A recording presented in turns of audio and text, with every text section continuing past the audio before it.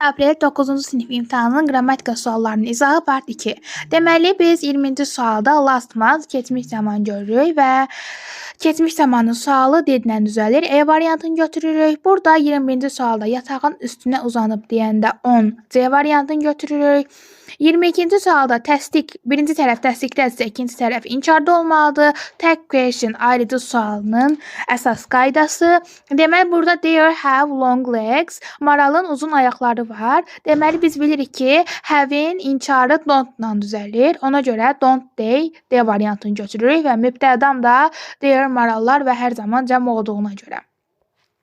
23-cü suala baxırıq. 23-cü sual isə positive case-ə aiddir və positive case-də biz bilirik ki, obyekti mübtədanın əvvəlinə keçiririk. Məsələn, burada obyektimiz his suitcase, onun çamadanıdır. Sonra a few days ago, burada biz ago sözünü görürük. Ago keçmişdir və burada çamadanın yanına was yazırıq. Ondan sonra isə biz burada verb 3, stole feilinin verb 3 istifadə edirik. Bu stolen'dır.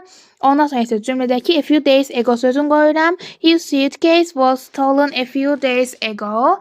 Ondan sonra isə 24-cü suala baxaq. Old sözü an artiklı ilə işlənir və küçədən mənasını vermək üçün the artiklı lazımdır. In the street. Ona görə C variantı doğru variantdır. 25-ci sualda isə cavabımız uşaqlar 1 və 4 olacaq. Niyə? Correct doğru, true doğru deməkdir.